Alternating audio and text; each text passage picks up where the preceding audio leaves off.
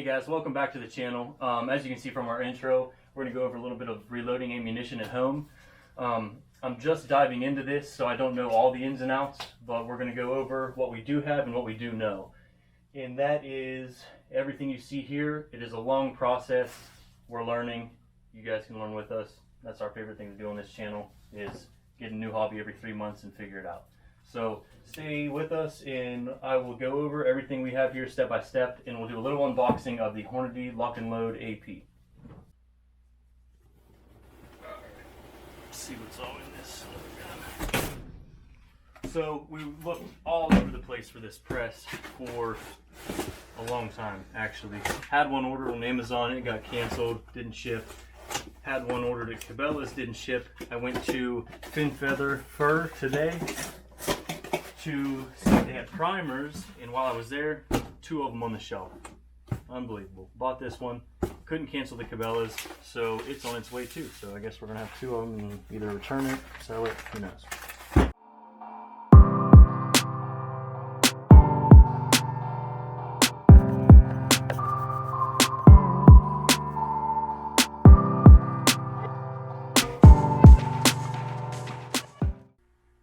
Alright, 24 hours later and we're producing ammo. Everything's dialed in. We had a few hiccups along the way, but it turned out not too bad. This thing, when we mounted it, it called for like 5/16 bolts, which I measured the inside diameter of these holes, and they're a little over 1/2 inch, so I'm not sure why it called for that, but we put 1/2 inch bolts through there, and we supported it underneath with a another piece of 2x4 to spread out the surface area a little bit, and it's on there pretty damn good. So we went through, set everything up, primer assembly, powder measure, all the dies. Prior to doing that, we had to clean everything really well because they come with a rust preventative, like it's like a grease almost, a thick oil. It comes on all your firearms if they're shipped or anything like that. It's long-term storage. Got all that cleaned off, everything's good. But I'll go ahead and go through this and I'll show you guys this thing in action. Alright guys, let's go over some of the essentials you're going to need to start out reloading. The first thing you need to worry about is getting your brass clean. So if you're going to the range or picking up your own brass, you have to get it really clean to run it through your machine so you don't screw up any of your dies. So what you're going to need is either a wet or dry tumbler. We have a wet tumbler here. We just use some warm water, Dawn dish liquid, lemon shine, which is just citric acid. Run it through there for like, oh, and some stainless steel media. I'll show you guys what all we used the last time we tumbled.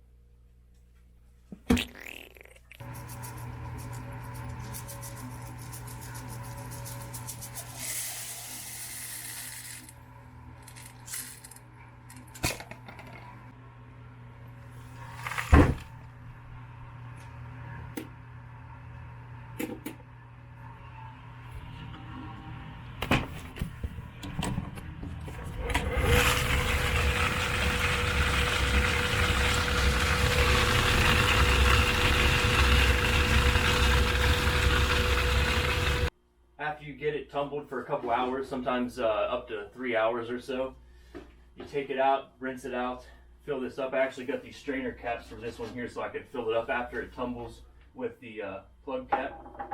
I got the strainer ones to where I can rinse it out, dump it, rinse it out, dump it, and I don't lose any of my pins. After that, you take your lid off and you can dump it through anything to strain it out and separate the shells from the stainless steel media. And you dump them in here and you can shake them around inside of here and you'll catch all of your, I just used this old fryer that I had, and you'll catch all your stainless steel media in the bottom of this for the most part. It does a really good job, actually. I was surprised, but they sell stuff for that. After that, I ran it through and I dumped it in this tub that I actually found in the woods on a hike the other day. But I dumped everything in here to get the last few pins out.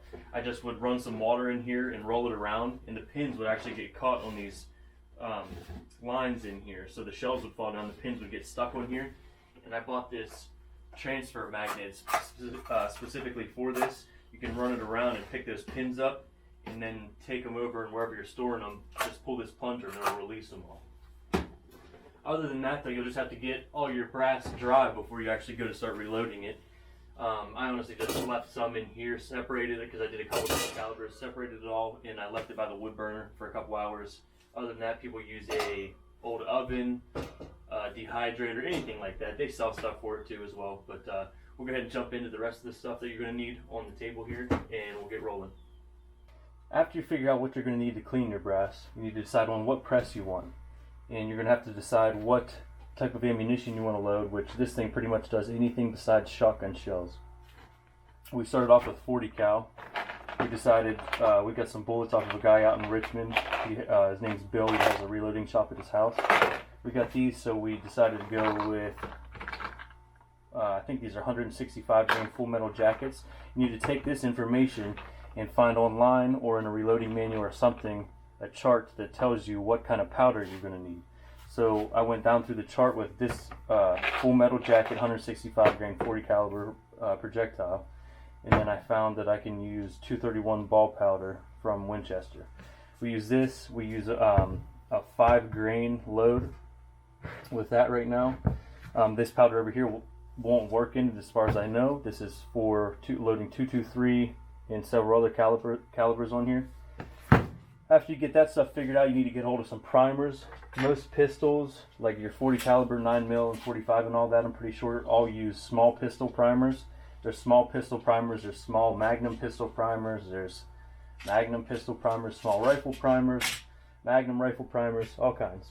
You need to find out which ones you need there, and you need to get a hold of some because these were really, really hard to find right now with everything going on. Other than that, we got our shells, we got our primers, we got our powder. After that, you're going to have to get a die set for your specific caliber as well. This does 10mm and 40 cal. With this specific press, you have to get a shell plate. The shell plate is what holds, let me bring you over here. The shell plate is what holds the casings in as they rotate up and around. They call that a carousel. So you have to get a shell plate for your specific caliber too. Then you're going to need a set of calipers, a caliper here. This is to check your overall length and the diameter of your bullet in your case. If you need to, check it to make sure everything's in spec. You also need to weigh your powder charges because we have a case activated powder measure here, which drops a consistent, it actually works pretty good. It drops a consistent amount of powder into each shell when a case activates it, and you adjust it right here, very minute adjustments, and it actually works pretty accurately. But you still want to check and double check so that way you don't blow yourself up or blow your gun up or something else. So you want to check the first 10 loads that you load for the day, and then every 10th one or every 20th one, whatever you feel comfortable with. But I'll go over that here shortly. These are just to double check your variables and everything to make sure everything's in spec and everything's working properly. If you have too long of a bullet or too short of a bullet when you go to check with the caliper, then you can have too little or too much headspace in the cartridge. So that would mean when you press this bullet in too far, the amount of gap between your powder and the bullet is smaller than what is in the specs for your load. Okay, once you get everything dialed in, you can go ahead and start prepping to reload. So what we're going to do is get our primers. We're going to dump some out onto this tray. This is a primer turning tray. It has these ribs on here, and you just dump your primers on the one that has the ribs. And I don't know if you can see this. You just spin it in circles, it turns them all. Now I'm only doing 10 there, but you could do more. And then you put this lid over, flip it, take the lid off. Now they're facing the proper way that we need them to use a pickup tube. This is a primer pickup tube. Now how this works, I'll try to use my left hand so you can see, is you just go over top of them, push down. You just pick them up like this. And then, let me turn this camera up. You take the tube, turn it upside down, make sure you have this cotter pin in. Now there's always one primer stuck right there at the tip. This rod came with the primer assembly, and it weights them. I just use it to pop that one down, but make sure you have your safety glasses on and try to keep your hands out of the way as much as possible. But anyhow, you take this and you line it up with the top of the primer feeder, and then you pull the pin and they all drop down in. Give a little tap just to make sure. Empty. Put the cotter pin back in. Let's see. Then you put this dowel rod in to weight the primers because they hardly weigh anything. That just ensures that they feed properly. After you get that, let's go ahead and take our powder and get this lid off. Keep it sealed up good. And then we're going to pump some in here carefully without spilling it everywhere. And now I usually just go over and triple check everything, make sure all my dies are good, primers are in, they should be facing the proper way. When I pull the lever down, it pulls this is hard, primer catch backwards, grabs a primer and sends it forward to right there. And then when I push forward on the handle, it lifts that primer up and shoves it into the case. So let's go ahead and get started over here. Before we do, I almost forgot, once you put fresh powder in, you need to just knock this around a little bit to make sure everything settles good. After you get it all settled, when you reprime the powder measure system, you usually dump several charges out just to get it all flowing properly inside of here. So what I'll do is I'll actuate this.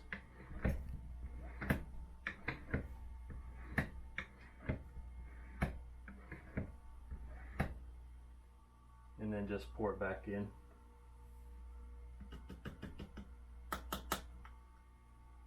We'll do it 5 more times.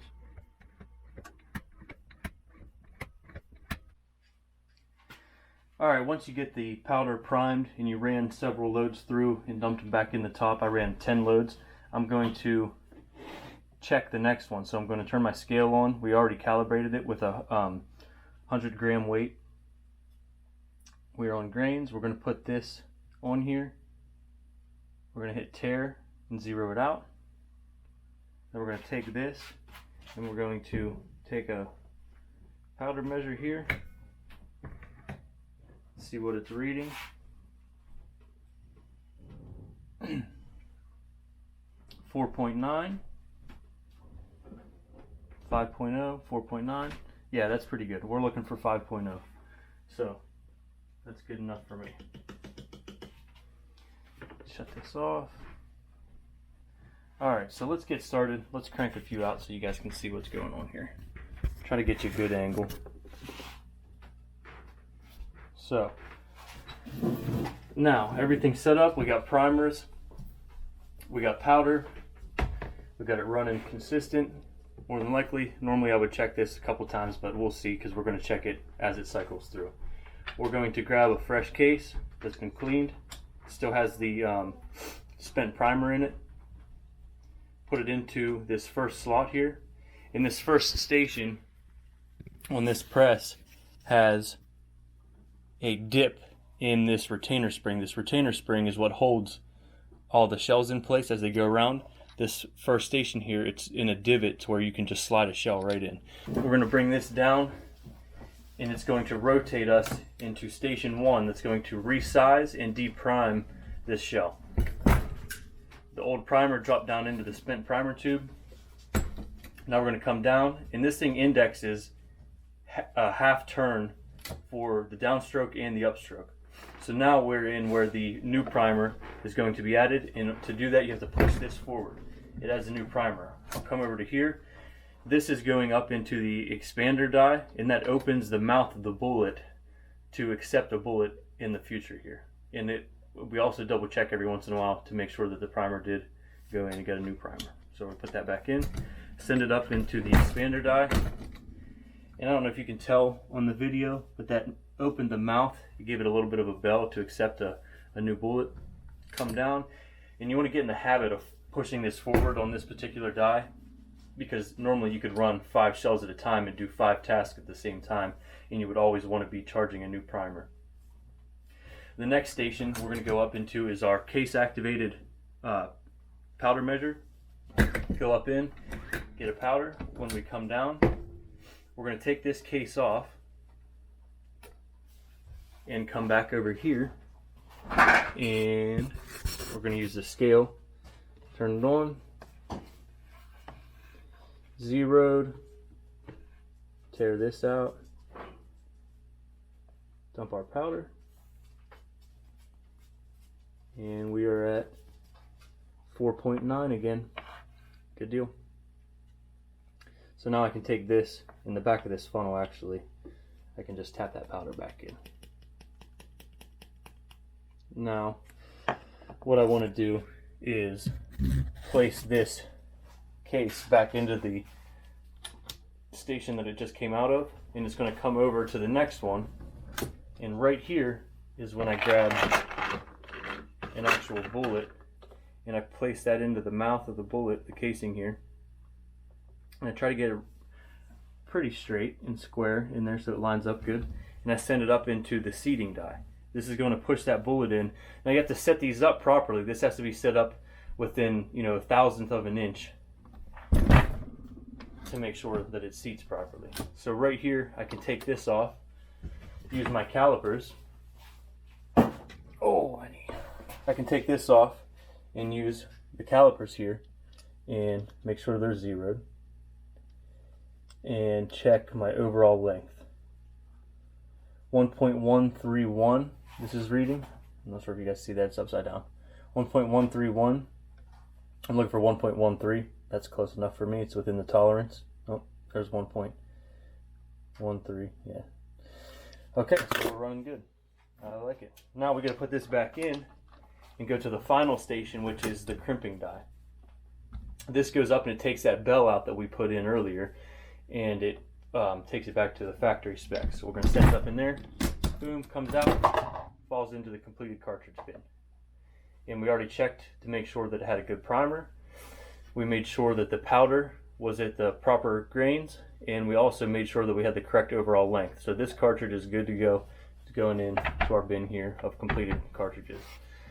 So I would normally check the first 10 rounds for a primer, you know, mostly powder. Check your powder, measure it on the scale the first 10 rounds, and I will also check my overall length. If it's running consistently and I haven't done any tweaks, I'll roll with it, and I'll check like every 10 or, you know, every 5 at this point because I'm just starting out. But we can go ahead and show you what this looks like with more cases in and run more steps, as long as I don't get all fumbled up.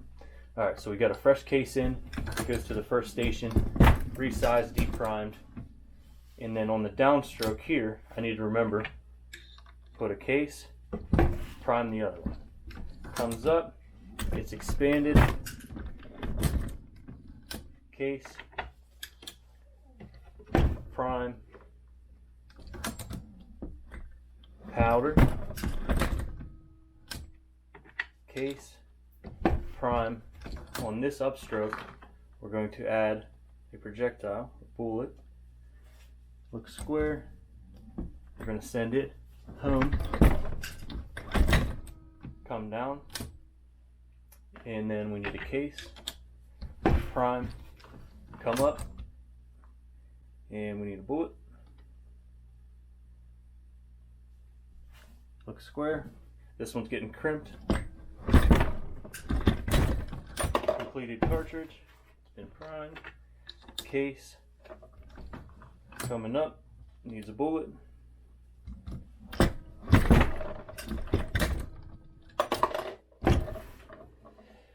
Prime primed. Now we're going to run our shell plate out. We primed this one. This one's expanded. This one's powdered. And every time that this comes around the carousel, I'm always checking with my line of sight that this has powder in it, this case right here on the back side. So let's just go ahead and run these shells out as if we were empty, and we'll keep on trucking. Sometimes it's a little tricky, for me at least. I don't know if you guys, any experienced reloaders out there, to get this bullet sitting, to get that bullet sitting square in the case before it goes up into the seating die. But it hasn't been too bad so far. Run that around. Now we're not priming anymore, but I still go through the motion just to keep my muscle memory in check. Got powder. We're going to grab this one.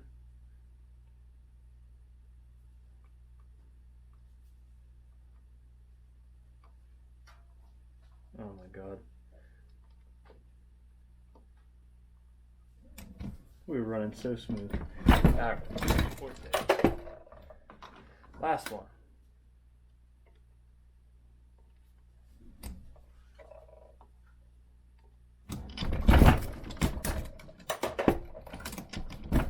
Last one just got crimped. Completed cartridge bin. Now, you know, normally, like I said, I would be checking all those. So now I can go through and check overall length. Everything looks pretty good. 1.131. There's an example of us running through a set of 40 caliber. We just did maybe, I don't know, 6 or 7 cases right there. Completed cartridges. And we'll see you guys next time. If you have any questions, leave a comment, like and share, subscribe. I appreciate it, guys. One quick thing before we go, guys, I just wanted to go over, if you're messing around and you want to get into this, you have to be safe about it. I mean, you have, you know, live primers, gunpowder, and your storage of your gunpowder, everything. But make sure you have safety glasses on. That's why I was wearing those dorky glasses the whole time. Make sure you have safety glasses on and you're doing everything properly. Speak to some professionals that have been reloading for a long time. I talked to some old timers, you know, that've been reloading for 30 years before I actually dove into it. Looked up a ton of information online. As I was setting it up, I was part of a group on Facebook, which helped out a lot. If I had a question about anything, I posted it on there. Within minutes, they sent me, you know, some help. I watched 76 Highboy Reloading on YouTube. Has some really good videos of how to set this press up. But just make sure you're safe overall. You know, that's the top thing. So if you guys have any questions, just, you know, hit me up and I'll try to find you some answers. But other than that, we'll see you guys next time.